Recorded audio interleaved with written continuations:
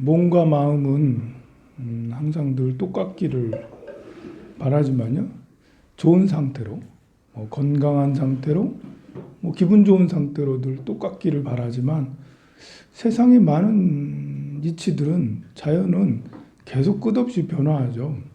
날씨만 해도 봄, 여름, 가을, 겨울 그리고 아침, 저녁으로 기온차가 많이 다르고 흐리고 비 오고 구름 끼고 이렇게 낮과 밤이 계속 교차해요. 낮과 밤이 교차하는 건 정말 대단한 거예요. 극과 극이잖아요. 대낮, 한밤중, 깜깜해, 아주 밝아. 그잖아요. 이렇게 이제 우리의 환경들은 계속해서 뜨거운 물, 차가운 물, 용광로, 얼음 이렇게 이제 왔다 갔다 하고 그러는데 우리 마음은 그거를 견디지 못하는 경우가 많아요. 우리 마음은 그냥 늘 쾌적한 상태로만 있길 바래요. 세상은 안 그런데. 세상은 자연도 그렇지만 세상은 가족관계도 그렇게 보면 늘 좋은 게 아니잖아요. 아무리 사랑하는 사람도 싫을 때가 있는 거고 아무리 자식이 예쁘다 하더라도 자식이 말을 안 들을 때도 있는 거고 아무리 돈이 좋다 하더라도 누군가는 돈이 안 따르고 누구는 돈이 많이 따르고 아무리 건강하고 싶더라도 누군가는 암에 걸리고 누군가는 죽고 누군가는 건강하고 누구는 복근 자랑하고 누구는 배 자랑하고 이게 정말 다 다르고 그런데 이상하게 마음은 그만큼 폭이 크질 못하고 마음은 그걸 받아들이는 걸 힘들어해요. 좋은 건 좋다고 잘 받아들이는데 힘든 거는 못 받아들이고 그렇죠.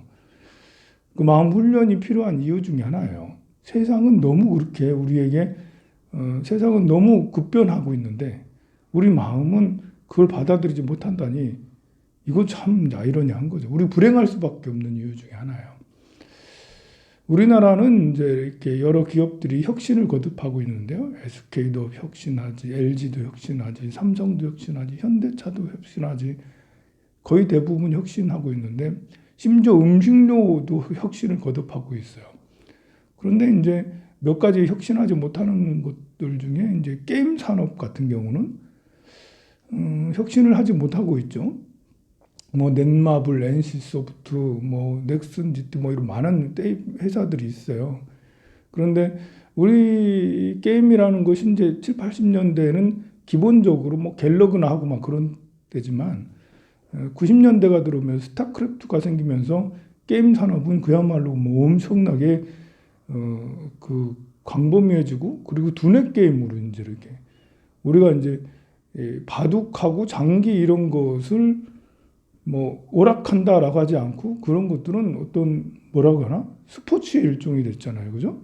그런데 게임이 이제 그냥 갤러그 수준에서 벗어나서 스타가 생기면서 그때부터는 스포츠로 발전하게 되는데 우리나라가 그 게임 산업이 스포츠로 발전하게 되는데 아주 중추적인 역할을 했죠. 미국하고 우리나라가 게임 산업이 스포츠로 발전할 때 우리는 정말 선두에 서서 게임 산업이 세계적 스포츠로 발전하는데 큰 역할을 했어요.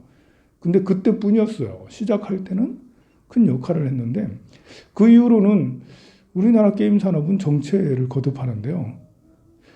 혁신을 위해서 노력하기보다는 과금, 어떻게 하면 돈을 더 많이 거둘까? 어떻게 하면 여기에 검 하나에 얼마, 방패 하나에 얼마, 여기 뭘 붙이는데, 몸에 붙이는데 얼마. 어떻게 하면 한 푼이라도 더 고객들의 돈을 더 긁어내느냐. 여기에 치중을 했다라는 거죠. 그래서, 이렇게 저는 그런 게임은 별로 안 해봐서 저는 이제 제일 좋아하는 게임이 오목이에요. 그런 게임 안 해봐서 모르겠는데 그런 게임을 리니지라든지 스타라든지 다른 요즘에는 더 좋은 게임들이 많더라고요. 그런 재밌는 게임들이 한번 빠지면 이제 이렇게 계속해서 하고 밤새도록 하고 맨날 며칠을 세워서 한다고 하긴 하는데 근데 우리나라 게임을 하면 돈이 너무 많이 들어간다라는 거예요. 그러니 이제 이렇게 우리 세대가 게임을 막 시작하는 세대잖아요. 여러분들 말고 이제 40대, 50대 이상은 게임에 물든 사람이 별로 없고 40대는 그냥 이제 대부분 40대 남자들은 방 안에 틀어박혀 있다 하면 게임한다라고 보면 돼요, 보면. 그런데 이제 정말 돈이 많이 들어가. 리니지 같은 그런 게임들은 몇 억씩 들어가고 몇십억씩 들어가고 심지어 100억씩 들어가고 게임으로 순이익이 1조에 다다를 정도로 굉장히 순이익도 엄청나게 하는데 그만큼 사람들이 그 게임에 돈을 많이 쓴다는 거잖아요. 그런데 안타까운 것은 국내에만 제한적이라는 거예요. 우리나라는 세계적인 기업들이 많은데 게임도 세계적이었으면 좋겠잖아요. 사실 우리나라가 게임의 스포츠화를 했을 때 선도적 역할을 했기 때문에 지금의 세계에서 차지하는 비중이 그래도 굉장히 높아야 되는데도 불구하고 성장하지 못하고 우리나라 게임사들의 대부분은 우리나라 국내 사업에서 벗어나지 못하고 있다는 거죠. 중국이야 뭐 특수한 것 때문에 중국에 들어갔다가 하도 한학령 이런 것 때문에 쫓겨나고 그래가지고 중국을 뚫지 못했지만 중국을 못 들었으면 K 드라마나 K 엔터테인먼트 이런 것처럼 다른 뭐 중동이라도 남미라도 어디 유럽이라도 계속 뚫고 들어갔어야 되는데 못 뚫었다라는 거죠. 그러니까 너무 지나친 과금 그러니까 돈 욕심에 쌓여서 혁신을 하지 못하고 했던 거 우려먹고 어떻게 하면 거기서 돈을 더 붙이느냐 이런 데 이제 신경을 써서 그런 것 같아요. 요거랑 좀 이제 이렇게 대조되는 부분은 이제 우리 빅히트 같은 BTS 같은 경우가 이제 굉장히 대조적이죠. 게임하고는 좀 사업이 다르지만 다 이제 놀고 먹는 걸로 보면 게임도 엔터테인먼트라 할 수가 있으니까 엔터테인먼트로 가장 혁신을 이루고 있는 것이 BTS잖아요. BTS는 그야말로 이 아이들은 뭐 방시혁이라는 걸출한 이제 그 CEO가 있는데 이 CEO뿐만 아니라 아이들도 혁신적이죠. 끝없이 거듭해서 이제 성장하고 있는데 그러다가 빅히트를 이제 상장까지 시켜가지고 BTS가 뭐 이렇게 대단하다고 시가총액이 한 8조 정도나 돼요. 굉장히 뭐 8조면 굉장히 큰 기아 자동차는 작년만 해도 20조였는데 올해는 좀 많이 올라가지고 어쨌든 이 다른 우리가 아는 SM이라든지 JYP라든지 YG라든지 이런 데는 시가총액이 1조 뭐 1.5조 뭐 8천억 이 정도밖에 되지도 않아. 근데 이 빅히트는 만든 지 얼마 되지도 않았는데 이런 거 다 합친 것보다도 더 높아요. 그런데 왜 그럴까? SM이라든지 JYP가 훨씬 더 크잖아. 이런 것이. 그런데 빅히트는 BTS 하나인데도 불구하고 이 사업이 그냥 여기서 끝나는 게 아니라 앞으로 성장성이 굉장히 크다는 거죠. 이번에 네이버랑 서로 만들어서 서로 연합을 해서 네이버에서 빅히트에다가 엄청나게 많은 비용을 투자를 했어요. 빅히트에서 위버스라는 걸 만들어서 플랫폼 연예계, 이제 공연계 또 연예인들 어떤 그 플랫폼 사업을 시작을 했고 네이버도 기본적으로 이렇게 위버스 같은 비슷한 것들을 하고 있었거든요. 근데 네이버가 이제 빅히트가 생기면서 야, 네이버 그쪽 사업이 몰락하지 않겠나 이렇게 예상을 했는데 갑자기 네이버에서 우리 빅히트를 투자하겠어 해서 합작 분위기로 가는 거예요. 그러니까 네이버도 살고 빅히트도 살고 게다가 블랙핑크까지 YG가 하는 블랙핑크 우리 블랙핑크는 빅히트보다는 덜 유명하지만 그만큼 유명한 아이돌이 또 블랙핑크거든요. 블랙핑크까지 위버스 이쪽으로 빅히트로 영입을 했고 거기다 더불어서 유니버설까지 서로 합종 연행을 하고 있다라는 거죠. 그러니까 이쪽 엔터테인먼트 사업이 정말 플랫폼 사업으로, 플랫폼으로 가장 유명한 건 이제 그 영상 콘텐츠로 플랫폼으로 가장 유명한 것은 유튜브죠. 우리 사이도 보면 유튜브에가 올려가지고 몇십억 조회수 막 이렇게 하고 막 그랬잖아요. 보면 유튜브만큼 큰 플랫폼 사업이 없어요. 거기다는 뭐 저도 이걸 찍어가지고 유튜브다 올리잖아요. 뭐 공연도 하죠, 강의도 하죠. 뭐 안 하는 게 없어요. 보면 기업의 어떤 기업 설명회도 유튜브로 해요. 요즘에는 안 하는 게 없어요. 그게 그런 걸 가지고 플랫폼이라 할 수 있는데, 빅히트에서는 그런 연예계 쪽으로, 연예계 쪽의 플랫폼 사업을 한다는 거죠. 얼마 전에 블랙핑크에서 90분짜리 공연을 유튜브로 했거든요. 45,000원을 냈대. 90분짜리 공연을 보겠다고 45,000원. 요즘에는 여러분들이 유튜브를 보면 유료 구독자가 있어요. 그거는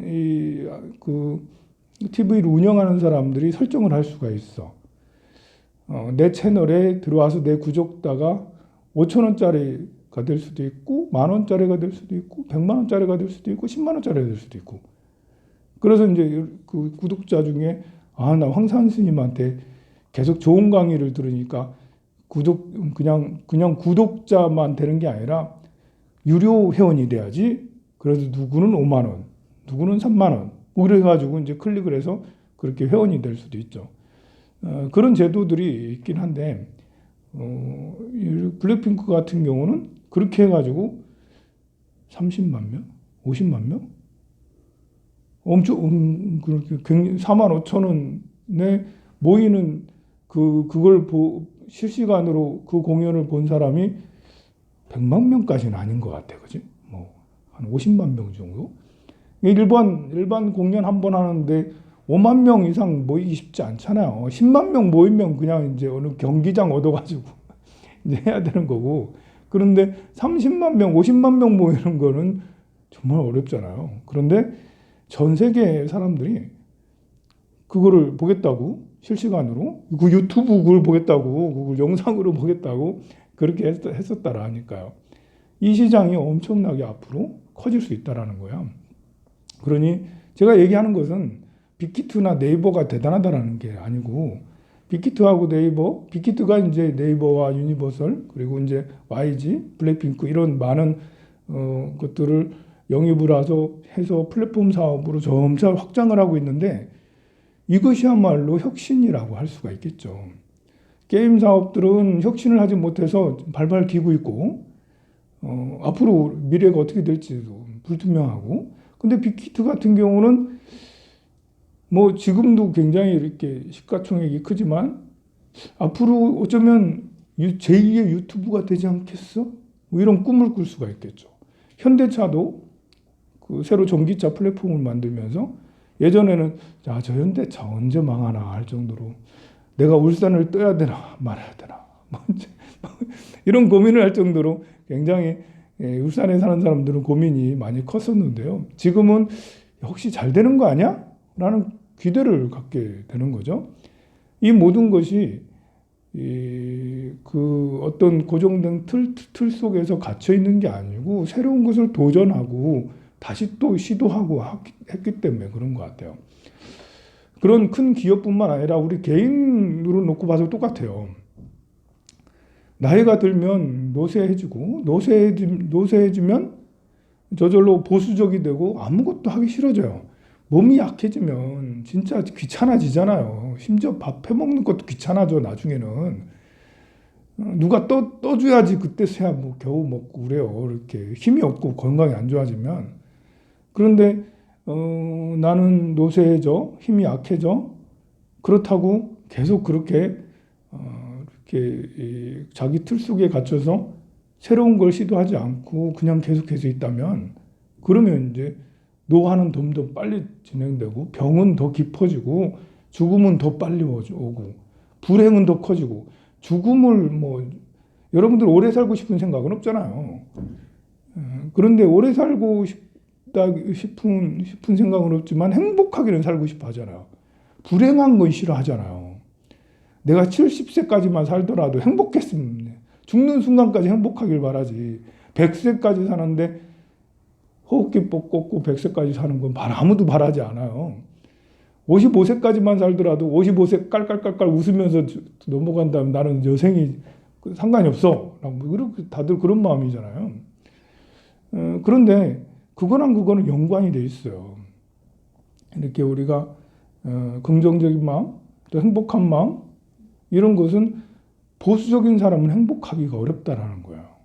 새로운 것에 도전할 때, 그럴 때 설렐 때, 내가 뭘 하려고 하는구나, 뭐 하고 있구나 설레고, 또 누굴 만나서 뭘 하고, 뭐 새로운 걸 시도하고, 그럴 때 우리는 행복감이 커지고, 그럴 때 건강은 더 좋아진다.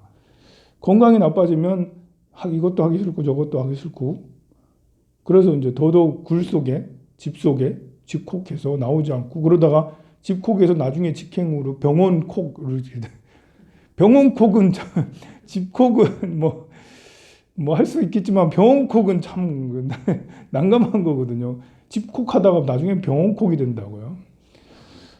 저는 그래서 새벽 기도를 이렇게 계속해서 나온다라는 것은 우리가 최소한의 지지선이다. 뭐 지지선.